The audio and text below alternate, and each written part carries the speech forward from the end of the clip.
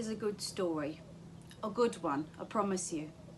It begins when the Joneses, Mary and Joseph Jones that is, that arrived in that little village, and the landlord of the local pub, it was a King's Head back then.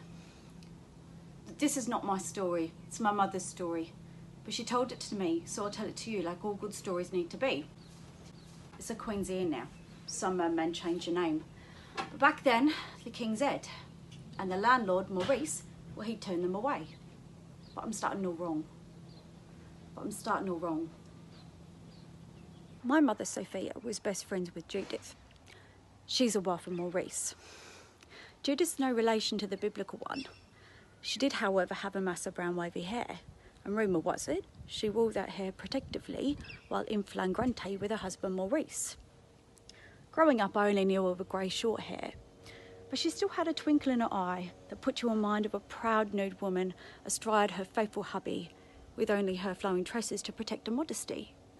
This was Judith's best story. She told my mother it, she told me it. Even then, as an awestruck child listening to her speak, I could tell she dined on many dinners off this story alone. Sophia, she'd say to my mother, if it hadn't been for me, that fool Maurice would have let the Jenkinsons down the road take all the glory. She was that proud, she was. Dead now, of course. Not my mother, God rest her soul. But even when dying from the cancer, she'd lie there in a starched hospital bed, baggled her eyebrows at me and said, look, Angela, that's me. I'm dying from the formaldehyde. Her jokes didn't always make sense, but she was still enjoying herself, God love her. I remember she'd nip over to use the bath and stay for hours. But she'd repay us by doing impressions of the incumbent politicians that would bring us to tears. Anyhow, where was I? Oh, the story goes.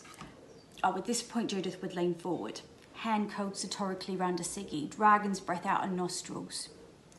So this couple turns up in Bethlehem because of that number check thingy that the government were adamant about. And Judith's hubby, Maurice, well, he'd said, get out of my inn. Slit his wrists in the bath, he did. But he didn't die. In fact, his wounds healed nicely and he became a pianist, by the by. He used to wear really thick woolen sleeves, I remember. And if there were ever an awkward silence in a conversation, he'd charge at the pianoforte and start thumping out Jerusalem. But that was then, and this is before. He was always a bit depressive, a drinker. He used to start singing Nearer My God to Thee after 7 pints, that sort of thing. Anyway, so there's this lovely couple, Mary and Joseph. Oh, and she's pregnant, fit to burst. Baby about to tumble out in this world, and Maurice couldn't care less. Now, I've got to do this bit justice. Sophia, my mother, always did the best impression of Judith telling this story. Storytelling. What did I say? Losers and it gains as it goes. Now, Judith, my mum would say, would always stub out her ciggy and light a new one before this bit, as if it were a spotlight about to illuminate her greatness. Now, as Judith would say, I was out the back, minding my own business, cleaning the earthenware. Oh, she had a lovely drawl, she did. And I knew it wasn't my place to intervene as a wife, and she'd always draw herself up as if she were a fine lady and gaze dramatically out of the yard she kept chickens. I saw the poor girl's face. She always sounded a bit pusher when talking about her own greatness. And bloody hell, I couldn't stand it. I had my reputation as a charitable, God-fearing woman. So I rushed out, thrust Maurice up against the door frame and said, Oi, we've got a stable. Now, she didn't know he'd turn out to be the bloody Son of God, the one being born. But if anything, it makes her greater.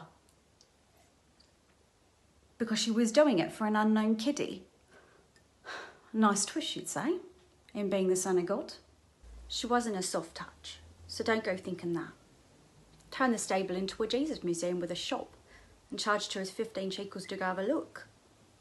Wasn't even the real manger, because it broke after a year or two. Maurice knocked up a new one and she covered it in mud to make it look used. Good head on her shoulders, that one. And that's her story, all of it. At least the part you're interested in.